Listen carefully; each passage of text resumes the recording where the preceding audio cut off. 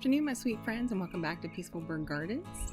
I wanted to show you another wonderful native perennial vine that provides for pollinators and birds in the wintertime.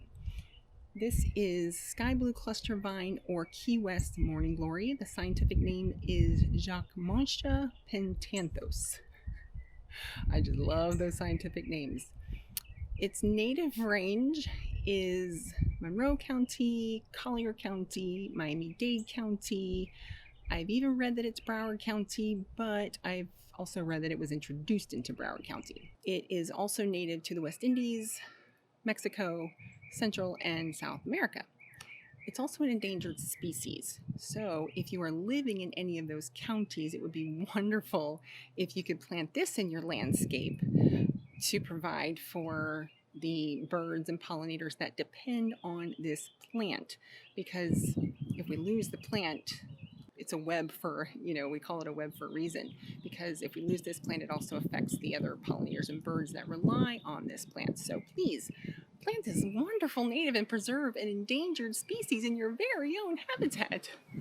So its natural habitat is coastal hammocks or alongside of wetlands, but I've found it to be pretty adaptable to our situation here in Pinellas County. And I know I don't live in any of those counties that I mentioned, but it's endangered, and it's a soft spot in my heart, if I'm being honest.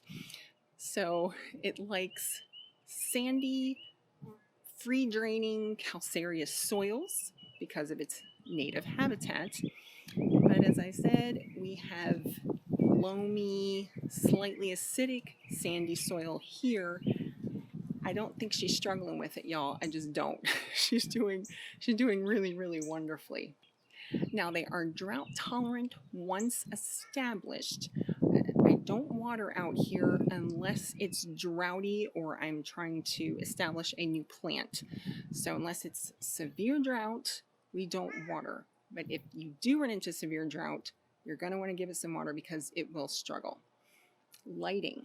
It prefers full sun to part sun conditions.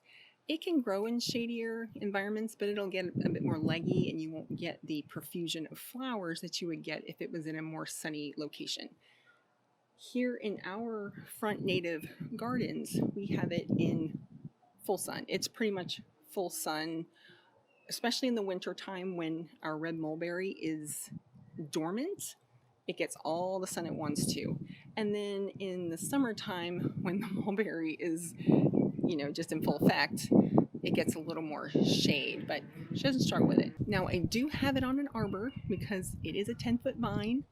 I built an arbor specifically for this vine, and she swallowed it in no time.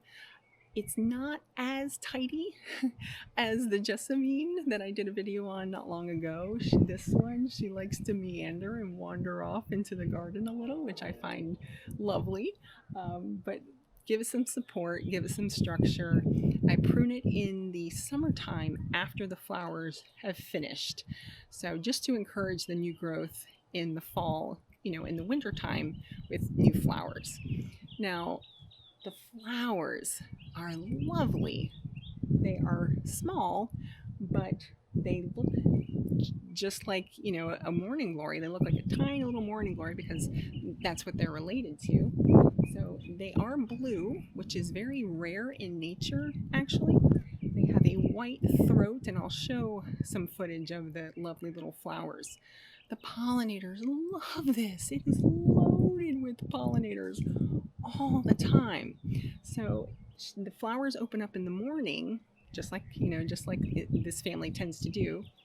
The flowers open in the morning, and then, they're starting to close up about this time. So by evening time, the flowers are closed for business.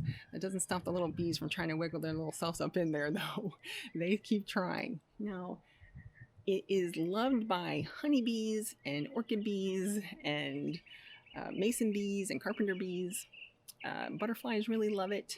There are 2 species of sphinx moths that also depend on this plant, and also the little skippers and the other little micro butterflies. This is a really important plant for them as well.